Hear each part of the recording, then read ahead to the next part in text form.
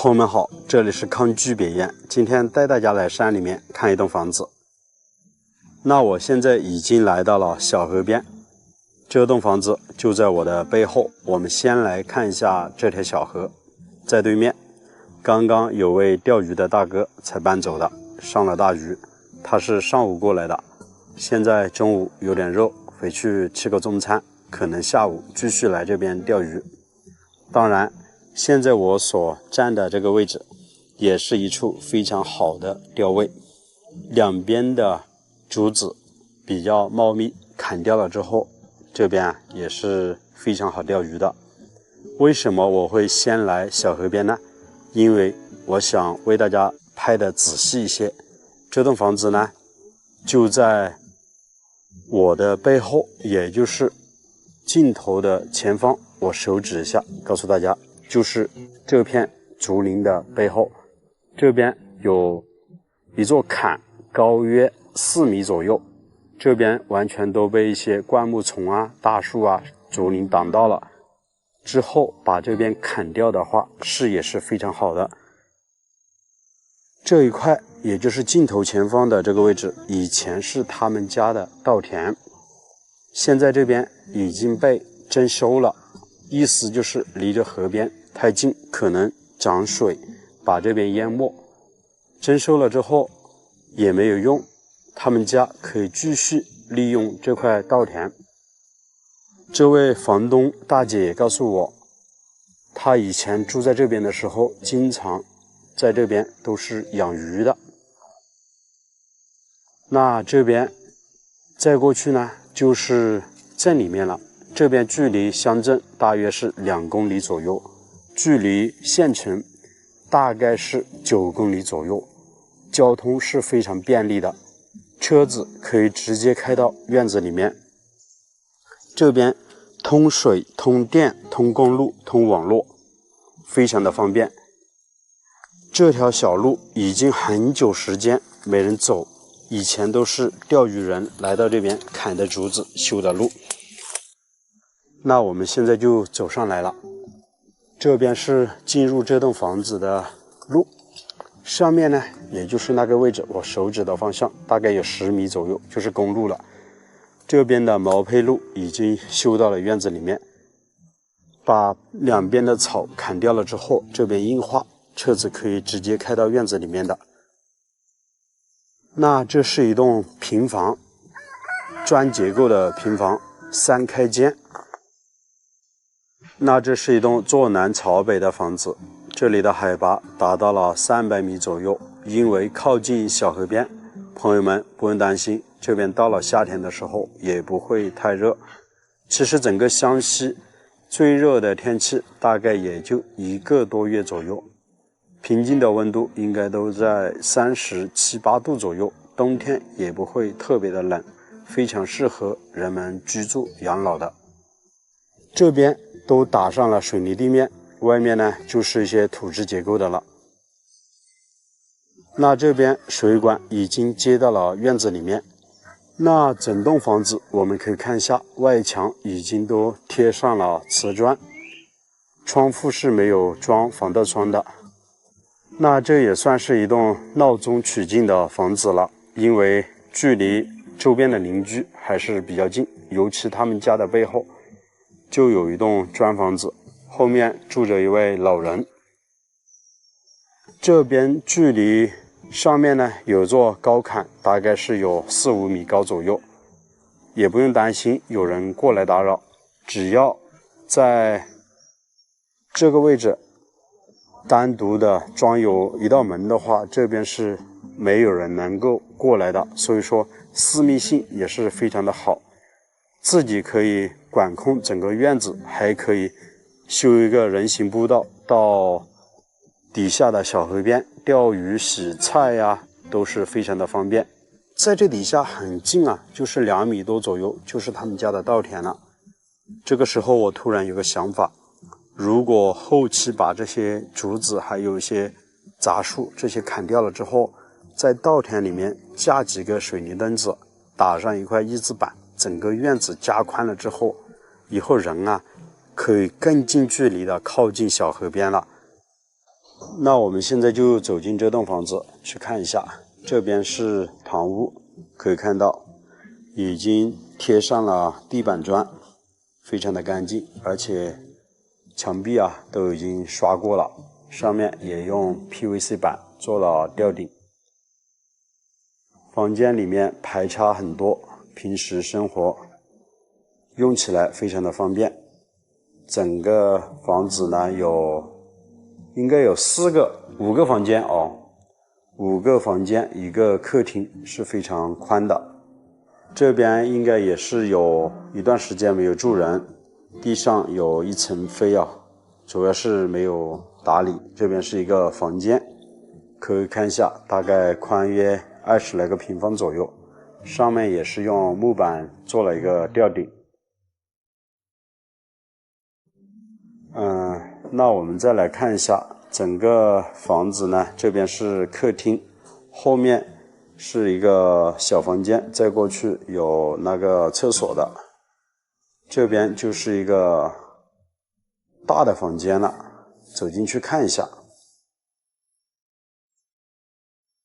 这个房间将近是有30多个平方，后面是这位大姐的卧室，从这边进去，我们就不进去拍了。这边应该是一个杂物间，晾晒一些衣服。在这后面有一座楼梯，可以从这边爬到2楼的位置。当然2楼是不住人的，用木板隔开了，上面就是盖的琉璃瓦。像琉璃瓦就和那些本地的土瓦有所区别了，琉璃瓦不用剪瓦，土瓦的话每3年左右需要检修一次。这边是一个浴室，大概有5、6个平方左右，上面浴字板没有吊顶的，大概1.8米左右的高度，都是贴了瓷砖。那现在旁边这间就是厢房，也就是厨房的位置了。很久时间没住人也没有打扫，好厚的一层飞。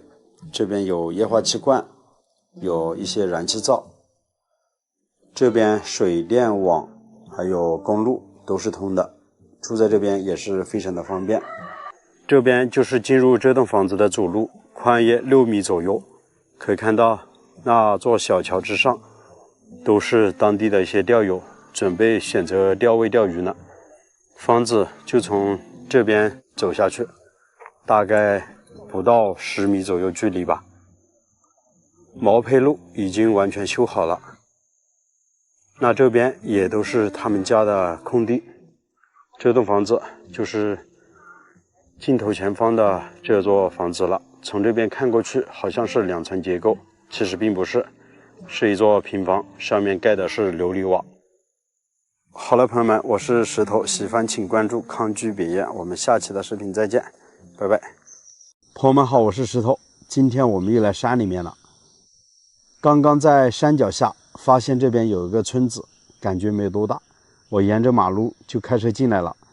这边的路将近有5米宽左右，都是水泥路面，还比较好走。但是这边呢，我们遇上了一点小问题，这里倒了一棵树，车子无法再开进去了，只能从这边步行走过去。这边将近距离村子还有200米左右，是不是这个地方又是一处无人村啊？要不然倒了这么一棵树，也没人过来清理。这边应该是前2天下雨，这里的泥土有点滑坡，所以这边倒下了一棵树。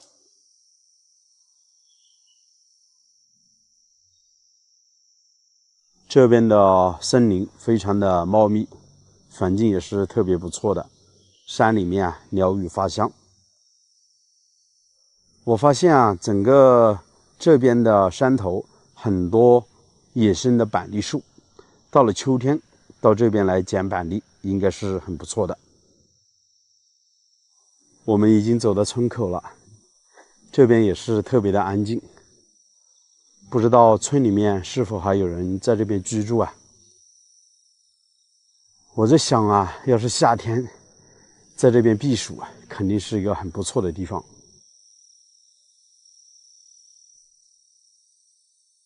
给人的感觉，村子里面的卫生打扫的挺干净的。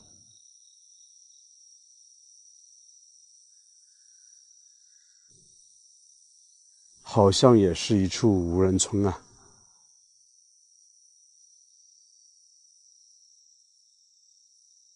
可惜那边倒了棵树，我们无法开车进来，要不然这里交通还是挺便利的。看这边的马路都挺宽的，刚刚从那边经过的时候，底下是有一条小溪的，常年都流着水。这边应该还是有人居住的，看那边晾晒的有些衣服。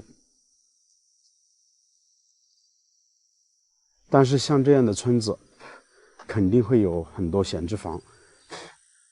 我发现啊，我在拍视频当中，蚊子都还比较多呢。这些房子啊，都是紧挨着建在一起，高低差，错落有致。哎，这房子都建得挺好的，这户人家应该在家里面。大哥你好啊，到你们这边玩一玩，看一看。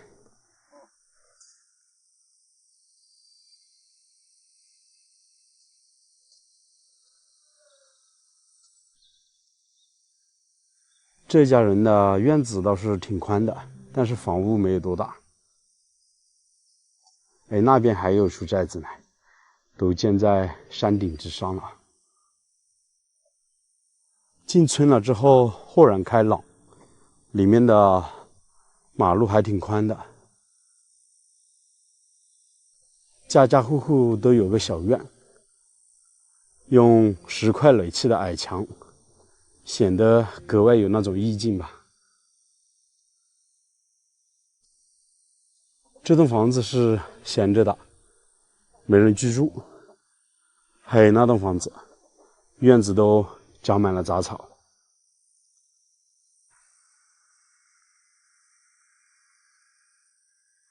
这些土鸡都是刚才遇上那位大哥他们家养的。我问了一下，整个村子里面好像也就他们家还在这边居住，大部分的人都搬走了。他说舍不得这边的田土，在这边种点玉米，所以呢，他还是经常搬回到村里面来住。实际上他在乡镇里面也有自己的房子了，只是偶尔回来。看，像这些房子都拆掉了，上面的瓦片都没有了，房子的墙板立柱全部都拆了下来。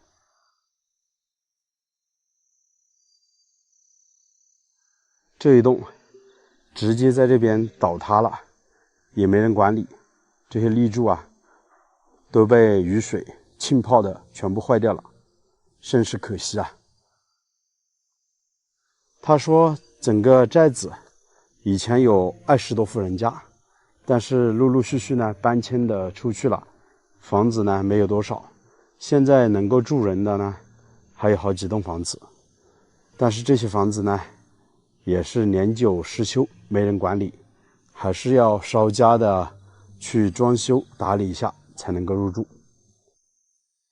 这栋房子拆的只剩一间了，单独的一间，旁边以前这边都是有2间或者3间的。曾经这个寨子，我相信也是非常热闹的，如今变成这个样子。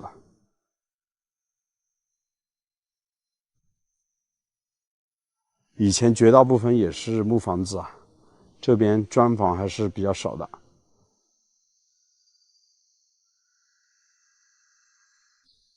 以前这边还种的有稻田，这是打稻谷的一个机器。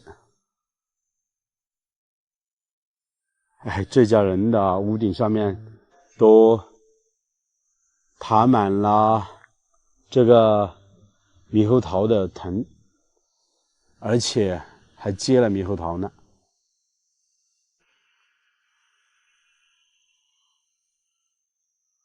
村里的环境特别的好，大树特别的多，所以到夏天是很凉快的，大家也可以看一下。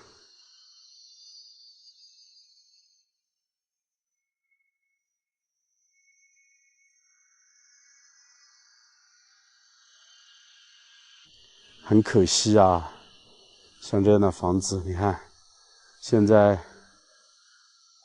都已经变成了这样。这栋房子院子挺宽，还打上了围墙，但是屋顶上的瓦片破损的非常的严重，没人打理，就是这样子的。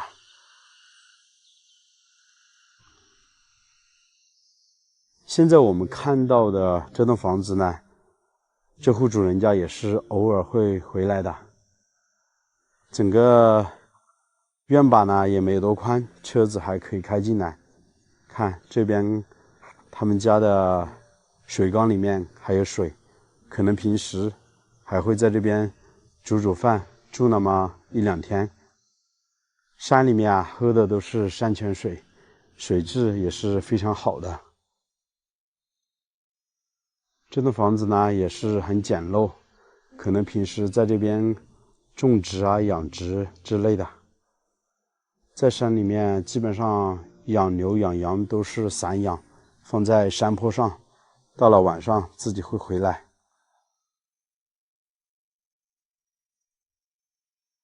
我们苗族这边的房子啊都还挺简陋的，但是给人的感觉都打理的还干干净净吧。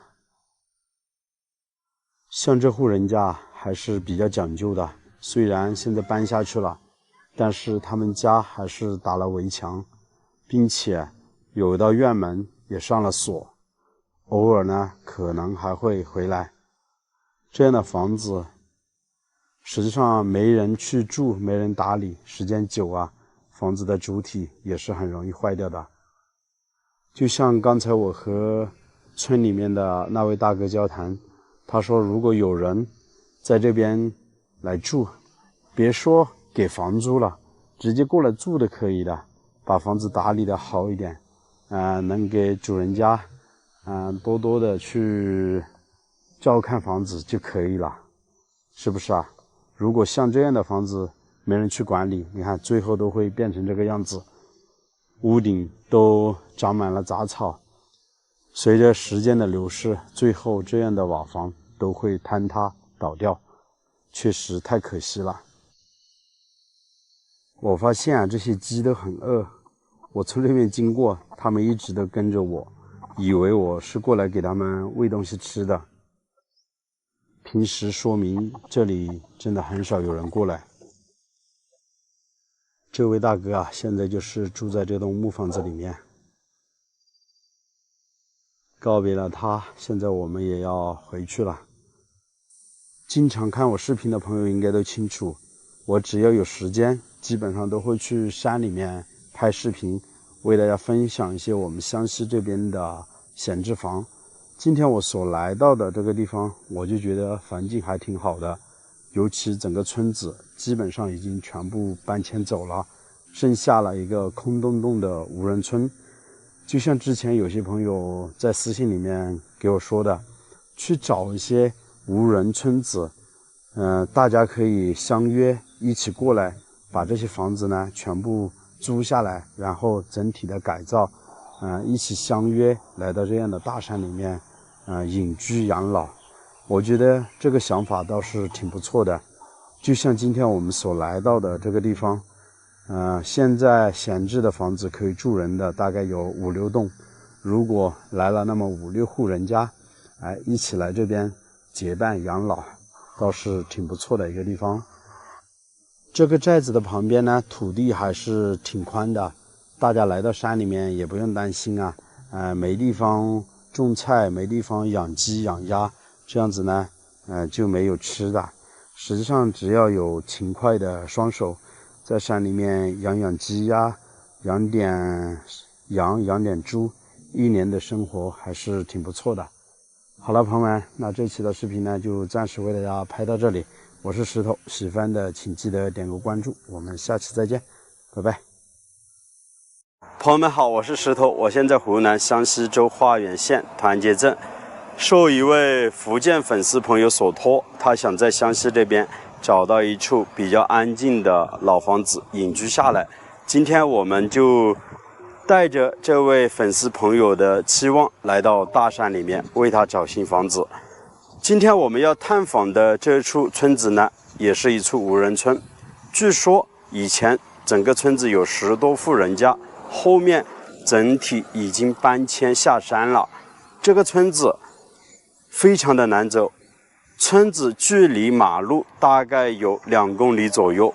今天我们就准备用40分钟左右的时间爬上这处村子去看一看有没有合适的老房子把它租下来。镜头前方这条高速公路叫做 G65包茂高速，从这边过去10多公里就可以出省到达重庆的地界。我是沿着旁边的这条土路走上来的。据村子里面的人说，这条路才刚修通没有几年，以前他们搬下山的时候还没有这条路。可以看一下，路面是没有硬化的，但是他们说市区的越野车也有人把车开上来了，但是我的是 SUV， 我就不冒险了，所以只能步行上山。差不多半个小时左右，我们已经看到老乡的房子了，看到吧？就在那个位置，应该没有2公里，1公里多。还好我没有开车上来，其中有一段路很难走，都是非常尖锐的石头。如果是市区的越野车，放上 IT 轮胎，应该是可以开上来的。我们可以看一下，这里应该是稻田，现在已经放干了，也没人种。后面还有水源，看到没有？那个位置应该是有一口井的。村口的位置有几棵柿子树，都结满了果子。这些果子并没有多大一个，应该是本地的一些野生柿子。这条路一直修到村子里面，应该是在这里面养牛养羊的人所修的。这边我还看见了西瓜，可惜太小了，应该是天气太干燥了，没有水分啊。这边应该是羊圈，地里面有人种辣椒。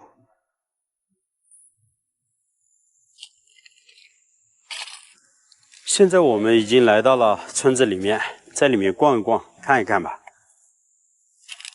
这些木房子现在都是没人住的，但是我们可以看一下屋顶上的瓦，应该是刚换过没有多久。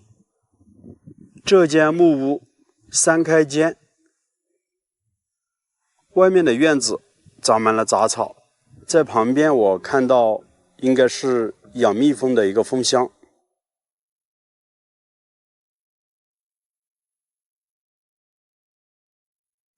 这旁边还有2座木房，都是没人住的。村子里面的房子建得比较分散，这些砖房应该是搬迁了以后，这边人可能舍不得这块地方吧，重新又建了一个简易的砖房子。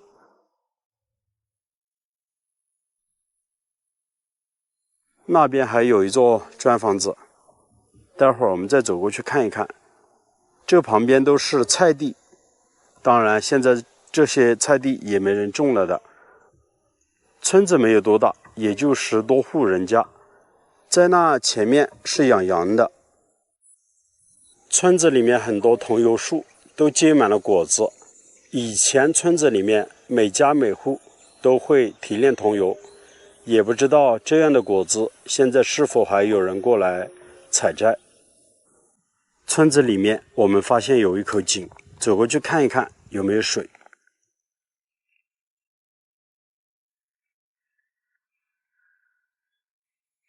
这口井应该就是以前村子里面的饮用水，现在好像是没什么水了。最近啊，湘西干旱的时间实在太久了，可能有1个多月了吧。看这些木房子其实还挺好的，我们走上去看一看。这座木房子也是3间的开间，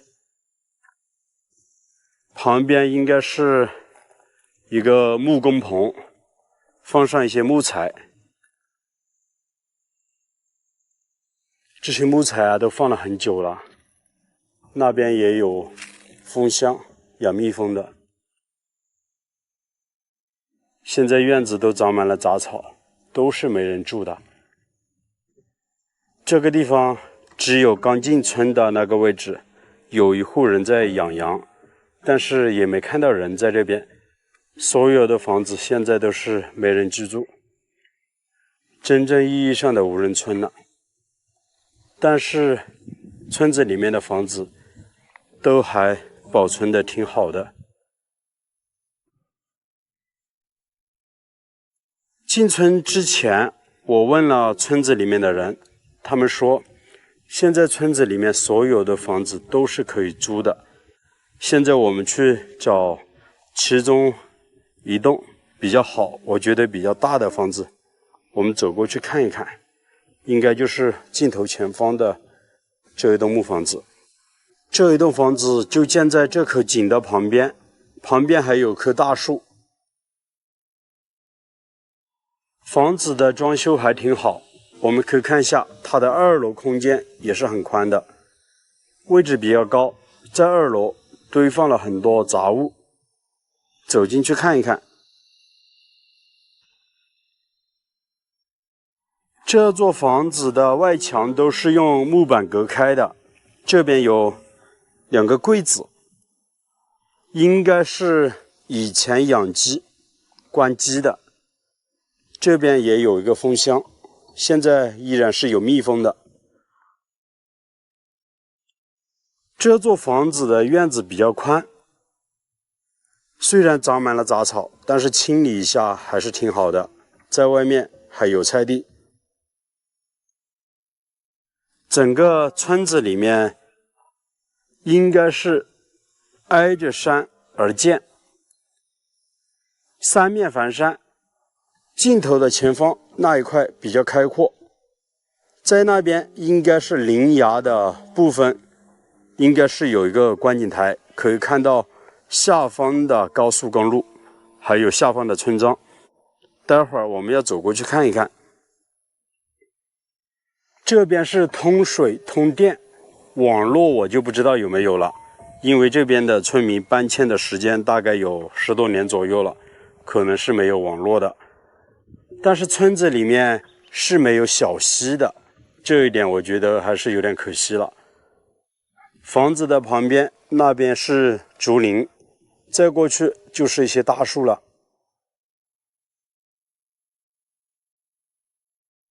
这座房子的整体结构都还挺好的，基本上稍微打扫一下就可以拎包入住了。这家人用几块木头搭建了一座简易的桥，在他们家门口有一棵干了的古树，有点可惜，上面已经没有叶子了。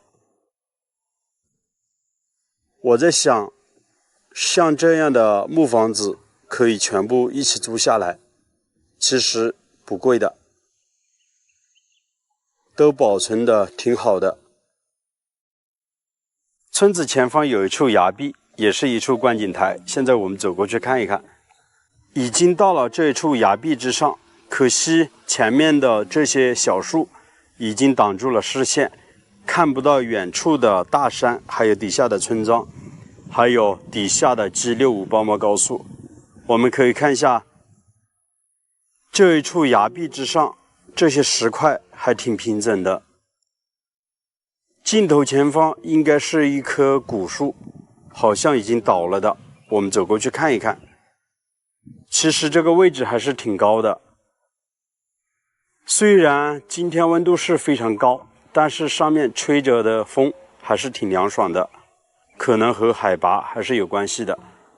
来到了大树底下，吹着风，感觉更凉爽了。原来这棵大树是长在石头之上，可能某一天晚上刮着大风，把大树给吹倒了，太可惜了。旁边的这棵树，我们现在看起来已经挺大的了，实际上这是大树倒下了之后，从大树的侧根长出来的其中的一个枝条，现在如今已经长成了大树。我们再走过去看一下，虽然大树是倒下了，但是我们可以看它的树干依然是往上生长，枝叶依然是非常的茂密。大树的生命力真的非常的顽强。这棵大树应该是有上百年的历史了，非常的可惜啊。大树的树干都长满了很多绿苔，旁边还有一座砖房子。倒下的大树在它的枝干上面都长了蘑菇，也不知道这些蘑菇可以吃吗？前面还有。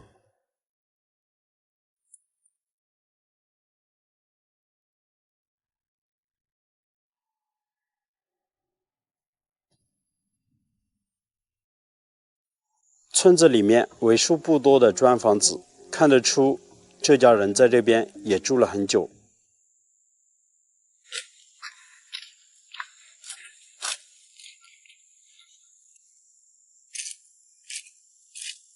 现在我们也要离开了，当地的村民从这边搬走已经有10多年，但是村子里面的房子依然保存挺好的。白天我走进村子里面，感觉非常的安静。我在想，到了晚上，可能这边安静的更让人可怕。也不知道这位福建的小伙来到这边，敢不敢一个人住下来？好了，我是石头，关注李派10年，我们下期的视频再见了，拜拜。